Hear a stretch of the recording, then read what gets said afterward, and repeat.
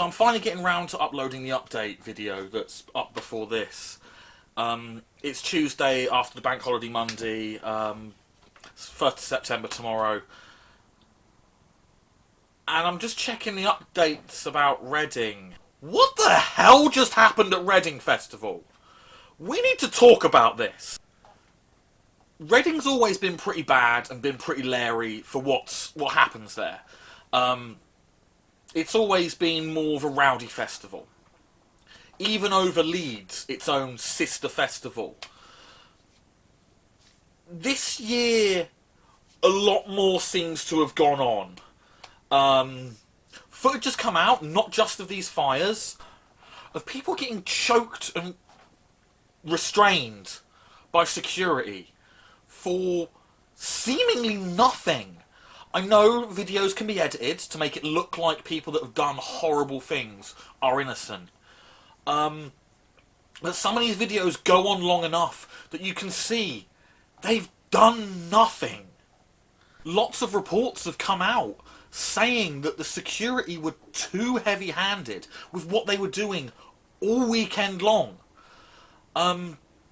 Police turning up to deal with people walking around talking to a camera.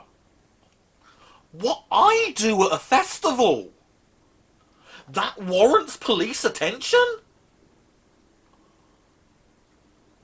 Really? Reading? What the hell?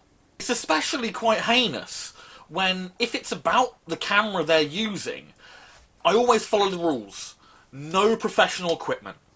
The equipment I have is a cheap, nasty little Chinese video camera that the first time I bought one, it broke. I got a second one for free. That was pretty sweet. But these people are getting harassed about their camera, and it's a little GoPro. It's smaller than a mobile phone. And this is the treatment they get over it?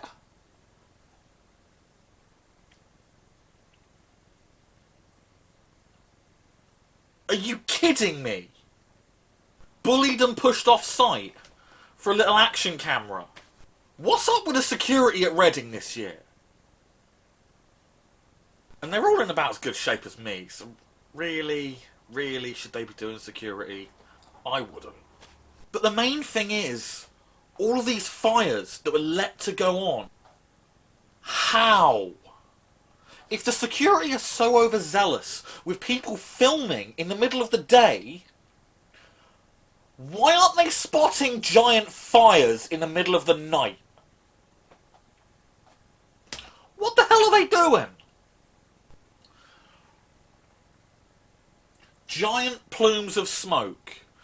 Just over camp. Why not? Just let it happen. All of the newspapers are running with footage from TikTok, from YouTube, that went up. How is this the one outlier? What is it about the Reading crowd that makes this a common occurrence? What made them bring a SWAT team, or at least armed police, onto a festival site? To detain people? Why? Their own security were pretty good at detaining people round their throat. What were the guns needed for?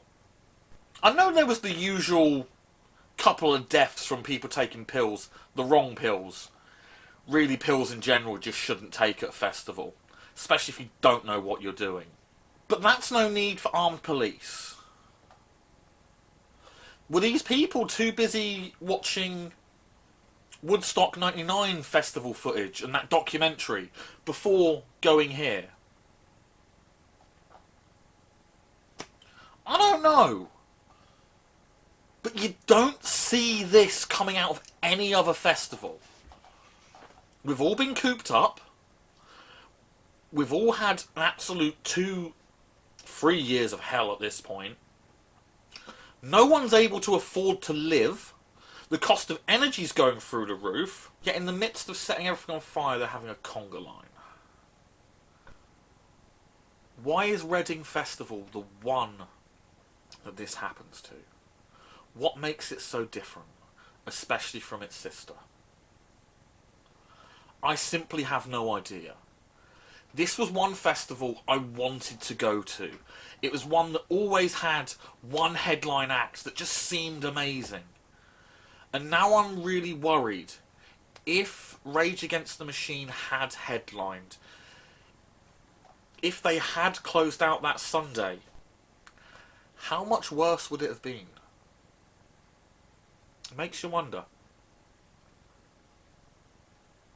Or would that have made no difference at all? Was the audience simply just there to cause chaos? I don't know. I don't think we're ever going to know. I really don't think we're ever going to understand why Reading does this compared to the rest.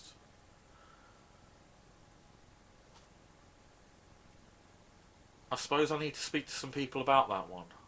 I do understand why people would leave so much of this stuff there, especially this year. I just don't get how this picturesque site every year seems to be the one that turns to utter madness by the end of it. There's always more reports of rapes, fires, deaths at Reading. I believe statistically it's about just above the middle of attendance-wise. Glastonbury obviously being the biggest, and I think Bloodstock's one of the smaller ones. So why statistically is it always one of the worst for everything that happens? Let me know in the comments below what you think, because I do not know what to make of this. I'm honestly disgusted at what I'm seeing. And it's definitely put a dampener on me, on us, here at Brick and Mouth Syndrome, ever bothering with Reading and Leeds. Especially Reading. Leeds is... good chance of Leeds happening. I like Leeds. As a city and everything else. Me and Ash had a chance this year. We could have worked that with Co-op if I was still with Co-op. Unfortunately, her depot was short-staffed, so she couldn't go. But, again, with all this happening, in hindsight, I'm glad she didn't. Even though her campsite would have been separate, it would have been a staff camp, Co-op only, everything provided by the company. I'm still glad she wasn't there for this absolute chaos that happened. I just can't help but feel bad for the people that are going to see music festivals differently now. This is not what they're about.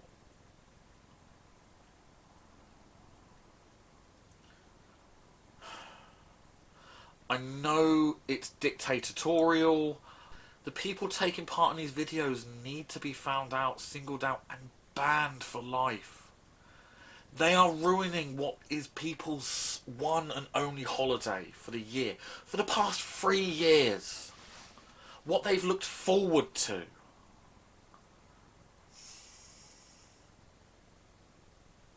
It'd be lovely to go there, but not now. I don't think we'll ever go to Reading, which sucks. But this is a thing that happens every year, and you can see it on YouTube. Every single year, people go. It's one of their first festivals, and it kills festivals for them.